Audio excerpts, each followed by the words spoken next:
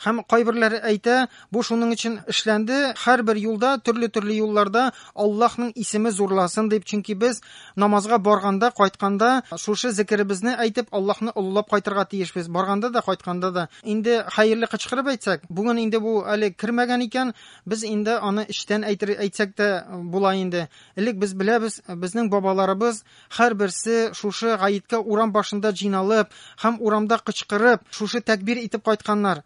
Һәм менә кемнәр хаҗда булды белә, шушы бергә тәкбир әйтү, зикр әйтү, ул иманны ныгыта, ул күңелдә шундый яхшы хисләрне күтәрә, бердәмлек барлыкка килә, һәм иман ныгый, тақвалык арта. Аның нәтиҗәсе безнең өчен бик хәерле. Иншалла, бәлкем киләчәктә без яңадан шушы бабаларыбыздан килгән гадәтләрне торгызырбыз. Гаеткә ихлас күңелдән, җәмәгать белән бер шулай зикрләр кылып килербез, иншалла. Дүртенчеләре әйтте, бу гамәлне кылып мөселманнар munafiqlarning ачуын чыгара, ягъни кафирләрнең ачуын чыгара, чөнки алар исламның бөеклеген күрә, исламның өстенлеген күрә, һәм шул сәбәпле аларның ачуы чыга диде. Бишенчеләре әйтте, шушы төрле юлдан кайту сәбәпле кыямат көнне шушы без үткән җирләр безнең гамәл гыйбадәтебезгә, зикрләребезгә шаһид булачаклар, һәм шушының белән безгә хәерле диделәр. Һәм бу турыда бик күп башка фикерләр дә бар. Яхшы нәрсә генә булса да, без инде мөмкин хәтле шушы сөннәтләрне торгызырга тиешбез. Шулай ук хәерле гает көнне ирләргә өйдән чыкканда иң яхшы киемнәрен кию. Хатын-кызлар исә өйдән чыкканда киресенчә аларга ниндидер ташланып тора торган, аерып тора торган киемнәрне, ниндидер истемайлар сөртү аларга киресенчә тыелган, һәм инде бигрәк тә әгәр дә тиешле дәрәҗәдә киенеп бетмәгән. Без инде бу турыда да кайбер фикерләрне карап киттек. Без моңа игътибарлы булырга тиешбез. Үзебез гыйбадәткә барганда, ләкин тиешенчә киенмәсәк, белергә тиешбез. Бер чәч чыгып тора икән хатын-кызның, димәк ул гәүрәте күренеп тора. Ул шишенеп чыктыны, яки тәненең бер җире анда бүген игътибарсызлыклар күренә, күкрәктән дә капланып бетми, яки итәкләр тиешле дәрәҗә төшмәгән. Аллаһ каршында разница юк дидек. Син шишенеп чыктыңны, яки гәүрәтен әчелдең, барбер гәүрәте әчелгән була. Шуңа күрә хатын-кызның чәче дә гәүрәт. Белергә тиешбез. Хатын-кызның гәүрәте күрендийсә, аның янында фәрештә юк. Фәрештәләр гәүрәт әчелгән хатын-кыз янында булмый. Алар бу нәрсәләрне чәч бөртегендә гәүрәткә саный. Аллаһ Тәала гәүрәткә саный. Шуңа күрә алар мондый хатын-кызлар янына килмиләр. Ә инде бу нәрсә була? Син үзен гыйбадәткә чыктың, зикергә чыктың, Аллаһның ризасызлыгы астында йөрисең. Монда инде бик зур файда булмаска да мөмкин. Һәм фәрештәләрдән мәхрүм булгач безне саклап бирүче нәрсә була инде? Ягъни шайтаннар килә, ниндидер начар вәсвәсәләр керә, әлбәттә шушы сәфәрдә начар уйлар килергә мөмкин. Шуңа күрә, мөселман кардәшләрем, монда киресенчә ирләр матур яңа киемнәр киергә тиешләр, хатын-кызлар киресенчә истемайда сөртмәскә сакланырга тиеш. Ирләр инде истемайлар сөртеп шушы сәфәргә, мәчеткә булган сәфәргә чыгалар. Монда да безнең бабаларыбызда, әби бабаларыбызда элек-электән инде гореф-гадәткә кирип китте. Шушы исламның шушы хөкеменә нигезләнеп, бәйрәм көннәренә ниндидер бүләкләр алалар. Шушы ирләргә, анда балаларга бигрәк тә бүләкләр алып, шушы көнне зурлыйлар, шушы сөннәтне торгызалар. Әлбәттә, без гает көнне бүген инде күренеп тора, менә шушы кайбер җирләрдә бүләкләр алу бар. Шулай итеп без мөселманнарны, ирләребезне, балаларыбызны сөендерәбез, шушы көнне зурлыйбыз.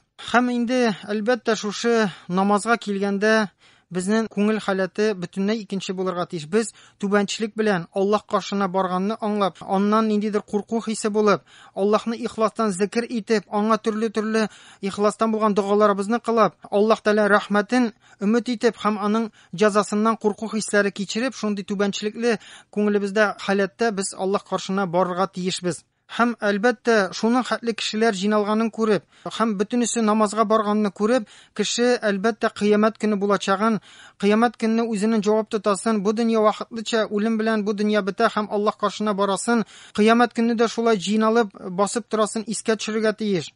Һәм үзебезнең гамәлләребезгә хисап булачагын уйларга тиешбез. Һәм әлбәттә шушы гаит намазына без күрәбез, шушы игътибарлы булсак, төрле кешеләр килә, кемдер өстенрәк, кемдер түбәнрәк. Һәм без не бу искә төшерергә тиеш, кыямат көнне бу аерымлыклар тагын да күбрәк булачак. Аллаһ Тәала Коръәндә әйтте: "Син кара ди, кайсы бирләрен без икенчеләреннән өстен кылдык.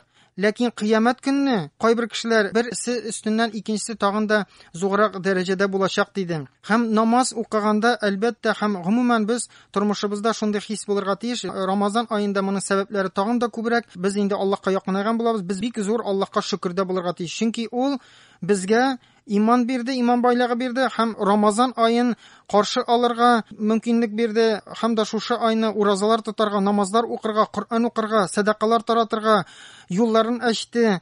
Һәм әлбәттә без шушының өчен Аллаһ Тәгаләгә зур рәхмәтле булырга тиешбез. Аллаһ Тәгалә Коръанда әйтте син шушы бәндәләргә, Пәйгамбәр саллаллаһу алейһи ва сәлләмгә, бу Аллаһ Тәгаләнең рәхмәте һәм шәфкате, һәм алар моңа шатлансыннар, мәгәр аларның бу дөнья артыннан куып дөнья малы җыюларына караганда бу хәерлерәк диде. Гаит намазы башка вакыттагы намазлардан инде әзрәк аерылып тора. Бу намаз алдыннан без әлбәттә азаннар да әйтмибез, каматлар да әйтмибез.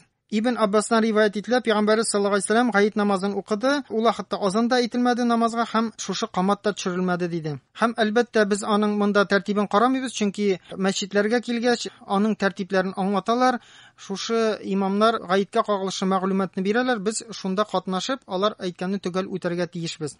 Һәм бу намаз инде безнең мәсәлән иртәнге 2 рәкъатлы намаздан тәкбир белән аерылып тора инде. Анда өстәмә тәкбирләр генә әйтелә.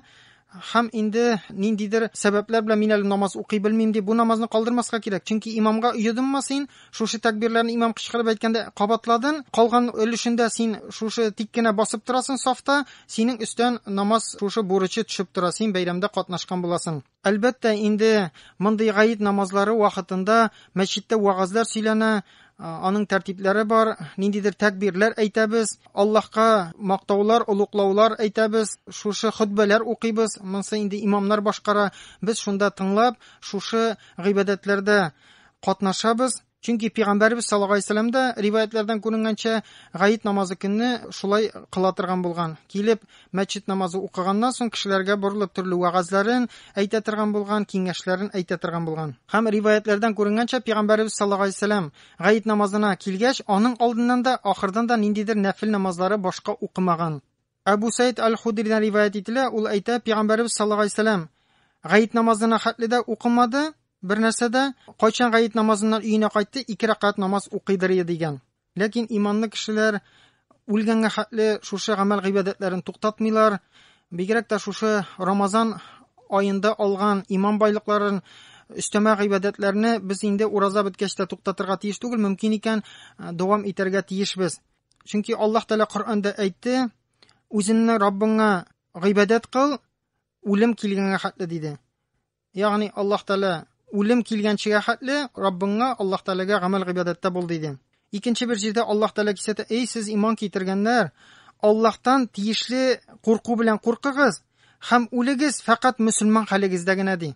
Мөселман кардәшләрем, Аллаһ Тәгалә кисәтә, без инде игътибарсыз, кайбер вакытта кимчелекләрбез дә бар. Аллаһ Тәгалә безгә әйтә, эй сез иман китергәннәр, куркыгыз, тиешле курку белән Аллаһ Тәгаләдән һәм фақат мөселман хәлендә генә үлегез, башкача үлә күрмәгез. Шуңа омтылыгыз, шушы мөселман булырга.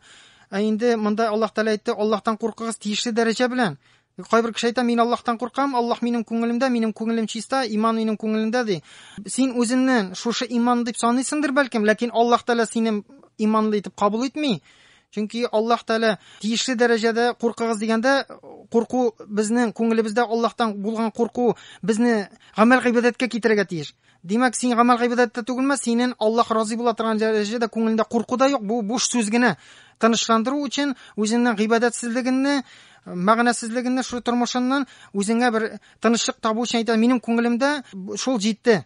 Мин ихластан, мин яхшы күңелле, Аллаһ минем күңелемдә ди. Аллаһ Тәгалә кабул итми мондыйны. Шуңа күрә тиешле курку Аллаһтан ул гыйбадәт белән. Иң беренче намазларны укып, уразаларны тотып, харамнардан сакланып һәм мөмкин хәтле башка ирекле булган изге гамәлләрне кылып. Шуңа күрә мөселман кардәшләрем, кешеләрнең гамәле фақат үлем белән генә туктала. Үлемгә хәтле без гамәл гыйбадәттә була алабыз. Ниндидер гамәлләр, изгелекләр кылабыз, фақат үлем генә безнең гамәлләребезне туктата. Әлбәттә, Рамазан үтте дип, башка вакытта ураза тотарга ярамый дигән сүз түгел. Без башка вакытта да 11 айда да бик саваплы көннәре бар. Айрым ураза тоткан Пәйгамбәрбез саллаллаһу алейһи ва саллям, монсы инде ирекле эш, мөмкинлектән чыгып, әлбәттә без Пәйгамбәр саллаллаһу алейһи ва салламга ияргә теләсәк, аның шәфагатенә ияргә теләсәк, без бу уразаларында торгызырга тиешбез. Монсын инде бәлкем иншалла киләчәктә шушы тагын карап китербез. Киләсе чырашуларда нинди уразалар бар, нәфил уразалары ирекле. Инде бу гаеткә кагылышлы ураза турында әйтәсем килә. Нәфил уразасы Абу Аюб Аль-Ансари риваят ителә. Пәйгамбәр саллаллаһу алейһи ва саллям әйтте ди: Кем Рамазан айында ураза тотты, аннан соң Шәввал айында тагын 6 көн тотты, ул кеше гомер буе шушы ураза тоткан кебек була диде. Ягъни мөселман кардәшләрем, ярар өстән ураза төште. Нинди зур хәбәр монда. 6 көн тагын Шәввал айында син аны Рамазаннан соң беренче 6 көн таласың. Бәлкем мөмкин икән инде шушы Шәввал айында дигән 6 көн ураза тотасың икән. Димәк, Аллаһ Тәала сине ел буе гел ураза хәлендә кебек әҗер савап яза сиңа. Сине ураза тоткан гыйбадәте сиңа яза. Әлбәттә инде шушындый нигъмәттән файдаланмыйча мөмкин түгел. Әгәр дә без моңа бу хадискә Пәйгамбәр саллаллаһу алейһи ва саллям шушы хәбәренә игътибар итмәсәк, без инде бик акыллы кешеләрдән булмыйбыз. Шуңа күрә тырышырга тиешбез. Мысында торгызсак, бик әйбәт була. Шулай ук тәравих намазлары шушы айны бетә, ләкин ул башка вакытта намазлар укырга кирәкми дигән сүз түгел, 5 вакыт намазыннан. Башка төрле нәфил намазлары да бар. Пәйгамбәр саллаллаһу алейһи ва саллям кылган. Айша анабыздан риваят ителә, Пәйгамбәрбез саллаллаһу алейһи ва саллям төнге намазларын шу хәтле узак укыйдыр дигән. Аның табанындагы тиреләре ярыла иде дигән. Мин әйттем ди бер вакыт, күргән дә инде Аллаһның Расулы шуның хәтле газап чигә, табаннары ярылып, аннан бәлкем каннар бәреп чыккандыр. Ул инде аны жәлләп, аның хәленә кереп әйткән: "Я Аллаһның Расулы, син моны ни өчен кыласың? Аллаһ Тәала сиңа үткән һәм киләсе гөнаһларын да гафу итте бит. Нәрсәгә кирәк сиңа бу? Син бит инде гафу ителгән. Шу хәтле үзеңне газаплыйсың" дип әйткәндә, ул миңа әйтте ди: "Мин Аллаһ кулы булырга тиеш түгелмени" дип әйткән. Ягъни ул аны Аллаһ Тәала рәхмәт йөзеннән, шөкр йөзеннән шушы намазларны укыган, шушы авырлыкларга барган. Чөнки ул аңлаган, Аллаһ Тәала күпме нигъмәт аңа бирде, аны пәйгамбәр итеп сайлады. Аңа шушы мөмкинлекләрне бирде һәм дөрестән дә бездә Аллаһ Тәаланың биргән нигъмәтләрен күрәбез чиксез. Әле без шушы өстә булган фарызларны үтәп булса да, ким дигәндә шушы шөкр кылырга тиеш, харамнардан тыелып, без әле ансында да кимчелекләр кылабыз. Аллаһ Тәала инде безне үзе ярлыкасын. Абу Хурайрадан риваят ителә, Пәйгамбәр саллаллаһу алейһи ва саллям әйтте: "Шушы фарыз намазлардан соң иң яхшы намаз булып төнге намаз тора" диде. Бу тәһаҗҗүд намазлары. Төннең соңгы 3нче өлешендә турып укылган 8 рәкать намазын, 2 рәкатьтән 4 намаз укыйсыңмы, шушы төнге намаз булып тора. Монда нинди бәрәкәт бар соң? Абу Хурайрадан риваят ителә, Пәйгамбәр саллаллаһу алейһи ва саллям әйтте ди: "Һәр төннең 3нче, соңгы 3нче өлеше кергәннән соң безнең бөек мәрхәмәтле Раббыбыз түбән күккә хәтле төшә һәм әйтә: "Барма миңа дуга кылып мөрәҗәгать итүче. Мин аның дугасына җавап бирәм. Бармасың миннән сораган кеше. Мин аңа сораган нәрсәсен бирәм. Барма тәүбә кылучы, гөнаһларын ярлыкауны теләүче. Мин аңа гөнаһларын ярлыкыйм" диде.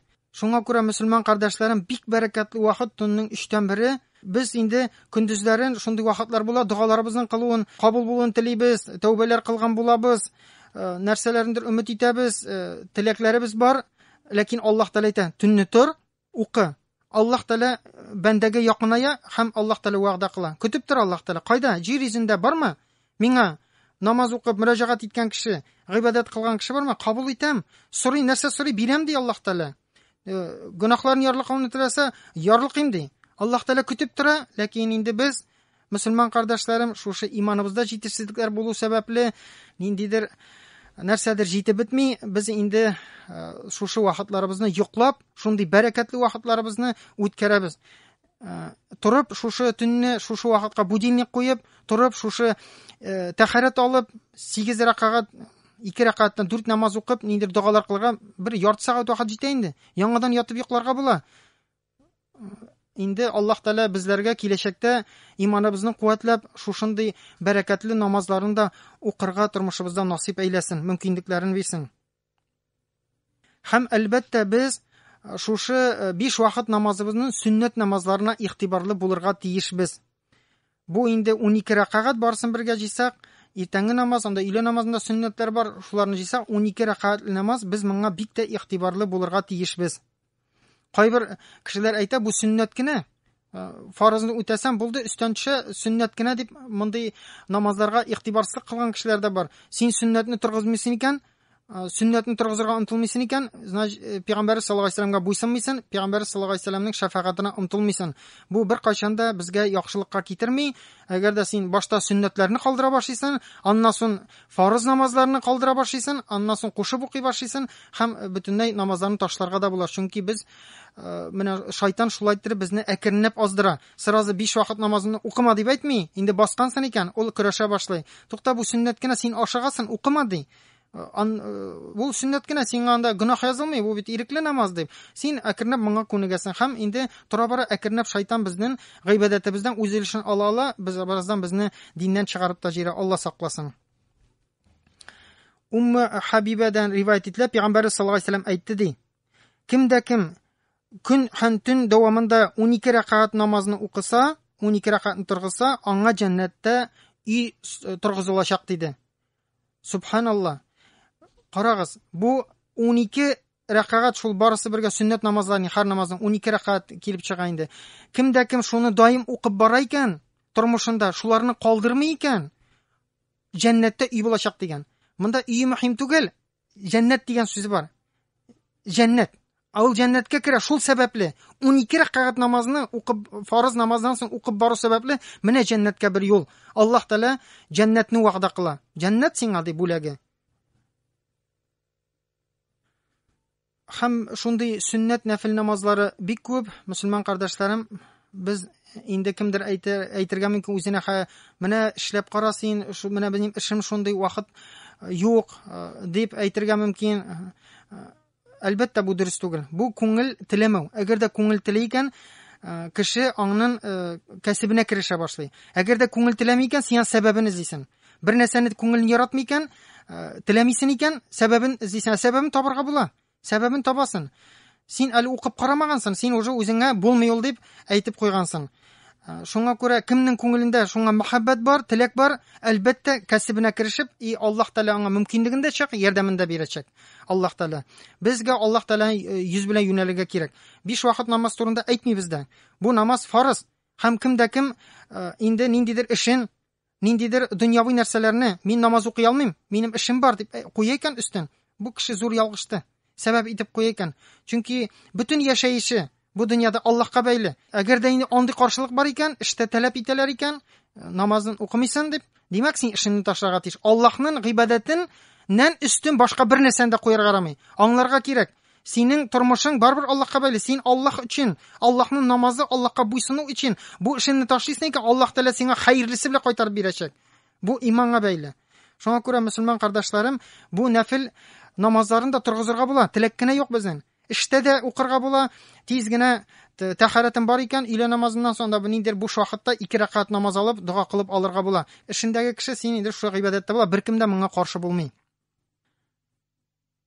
Гайша анабыздан риваят ителә, Пәйгамбәр саллаллаһу алейһи вәсәлләм әйтте ди: Кемдә кем гел өйлә намазына хәтле 4 рәкъат һәм аннан соң 4 рәкъат намаз укый торган булса, Аллаһ Тәала аны җәһәннәмнән саклаячак диде. Ягъни менә тагын бер Аллаһның нинди зур рәхмәте. Укы, шуны торгыз, бөтенесен дә үтә бетереп булмый. Җәннәткә, Аллаһның газабыннан котылуга юллар бик күп. Менә шуның үзебезгә туры килгән, үти алганын кабул итәргә кирәк. Буларда бит инде авырлык юк. Әгәр дә без тырышсак, укы, менә шушы хадискә таянып, шушы сәбәпле Аллаһны җәһәннәмнән саклыйм дигән, шуның белән сакланам дип, даим берсен торгыз, шушыны сайлап алып, син анда даимчылык кыл. Монда әйтелгән даимчылык кыла, шушында Аллаһ Тәала җәһәннәм утыннан саклый. Безгә нәрсә кирәк тагын, безнең максатыбыз? Аллаһ Тәала җәннәтенә ирешү, җәһәннәмнән сакланып калу. Безнең максатыбыз, яшәешебезнең шул булырга тиеш. Бу дөньяда яшәү нәрсәгәдер ирешү түгел, бу дөньябыз шушы ахиратның кәсеп кылучы нәрсә булырга тиеш. Сәбәпләр, гыйбадәтләрдән, изге гамәлләрдән торырга тиеш. Шул бу дөньяда яшәүбез сәбәпле без Аллаһ Тәаланың рәхмәтенә, җәннәтенә ирешергә тиешбез, тырышырга тиешбез. Бу дөнья безнең максатыбыз түгел. Ибн Умардан риваят ителә, Пәйгамбәр саллаллаһу алейһи вәсәлләм әйтте ди: Аллаһның рәхмәте булсын шул кешегә, кем икенде намазына хәтле 4 рәкъат намаз укый ди, нәфил намазы. Ягъни Пәйгамбәр саллаллаһу алейһи ва саллям дуа кылды. Аллаһның рәхмәте булсын. Аллаһ Тәала аңа михрибанлы, шәфкатьле булсын. Ул кешегә кем шушы 4 рәкать намазны укый. 4 рәкать намазны укыйсан, Пәйгамбәр саллаллаһу алейһи ва саллям дугасы астына керәсен, Аллаһ Тәаланың рәхмәтенә, гафуына, мәрхәмәт, шәфкатенә ирешәсен. Һәм гыйбадәт кылу кеше, намаз укучы кеше үзенең тырышлыгын, Аллаһны зикр итүне шушы фарыз намазлардан соң да кылырга тиеш. Аллаһ Тәала Коръәндә әйтә: "Кайчан сез намазны тамам кыласыз, Аллаһ Тәаланы зикр кылыгыз, баскан хәлдә, утырган хәлдә һәм янда яткан хәлдә" диде. Кайчан сез тынычлыкта каласыз, иркенлектә, улахта намаз укыгыз. Дөрестлектә намаз иманлы кешеләргә тиешле вакытында уку аларга фарыз кылынды диде. Ягъни Аллаһ Тәала әйтә: "Намазларыгызны үтәгәч, Аллаһны зикр кылыгыз. Басып кыласыңмы, утырыпмы, барып яттыңмы, арып киттең, анда бит мөһим түгел. Ят диваныңа да Аллаһны зикр кылып ал, тәсбих алып, ашыкмый." Һәм әлбәттә, менә инде шушы зикрне безнең халыкта гыйбадәткә кертеп җибәрделәр. Әлхәмдүлилләh, бик яхшы торгыздылар. Без инде мөмкин хәтле мәчетләребездә, өйләребездә дә укыганда, шушы намазларыбызны укыганнан соң җиналып, Аятул Курси укып, Аятул Курси укуга үзенә хадислар бар, аның бәрәкәте турында шушы намазлардан соң, һәр намаздан соң. Һәм инде бөтенесен шундый бер гыйбадәткә җыйдылар бер вакытта. Аятул Курси укыйбыз, аннан соң 3 тапкыр, анда 33 тапкыр субханалла, әлхәмдүлилләh, Аллаһ акбар дип Аллаһны зикр итәбез. Һәм бу зикр өчен бик зур Аллаһның рәхмәтләре вәгъдә кылынган. Без менә безнең халыкта моны бу гыйбадәт тургызылган. Бу мәҗбүри түгел, мөмкин булганда инде без аны үтибез. Кайбер шушы исламны аңлап бетермәгән, гыйлеме җитмәгән кешеләр моны бидгат дип, бу дөрес түгел дип, Пәйгамбәр саллаллаһу алейһи ва саллям вакытында булмаган дип, моны инкарат итәләр. Әлбәттә, алар зур ялгышу белән ялгышалар. Һәм әлбәттә, мөселман кардәшләрем, шушы Рамазан айларыннан соң без инде шушы Рамазан айларында ничек игътибарлы булдык, үзебезнең гамәл гыйбадәтләребезгә, изге гамәлләр кылырга, шушыны без дәвам итәргә тиешбез.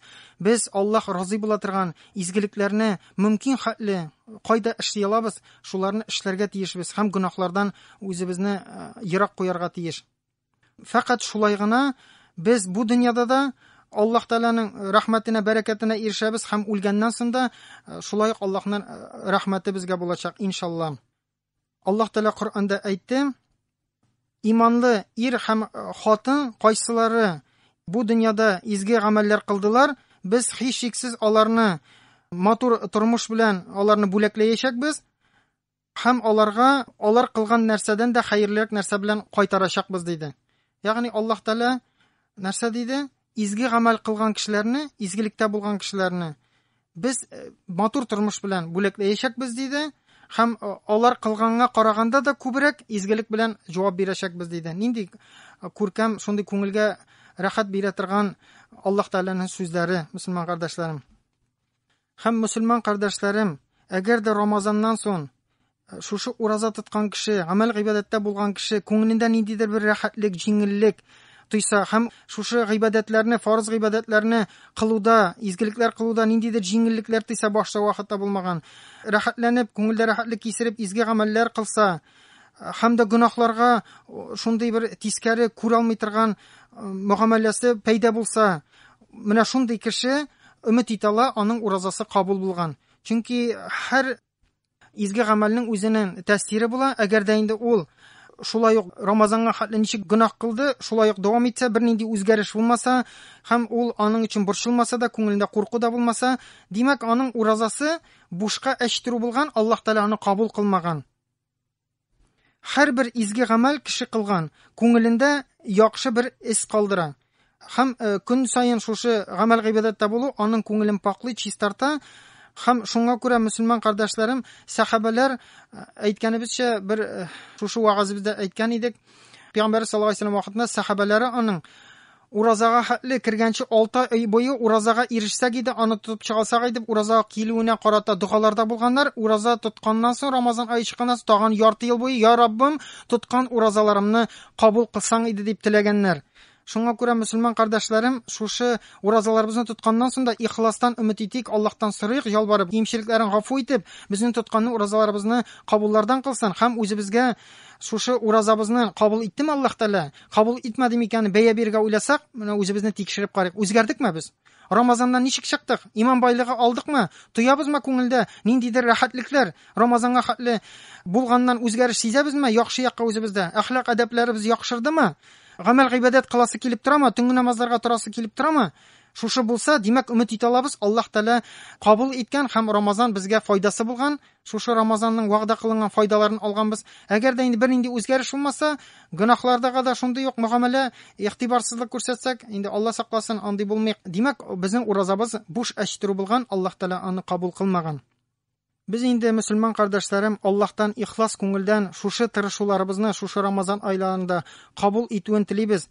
Һәм дә шушы изгелекләребезне Кыямәт көнне кайчан безгә балаларыбыз, туганнарыбыз, дусларыбыз беркем ярдәм итмәгәндә дә шушы изге гамәлләребез безнең үлчәүләребезгә файда булып, әҗир савап булып куелып, безгә файда китерсен дип телибез.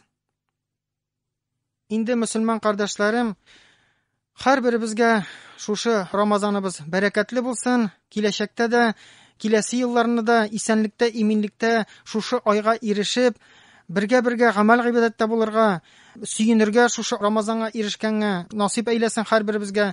Һәрберебез бер-беребезгә кардәш икәнне онытмыйк, бер-беребезгә дугалар кылыйк һәм дә авырлыклар килгән мөселманнарга җиңеллекләр теләп, ихластан бер-беребезгә дугада булыйк, бер-беребезгә игътибарлы булыйк. Ассаламу алейкум ва рахматуллаһи ва баракатуһ.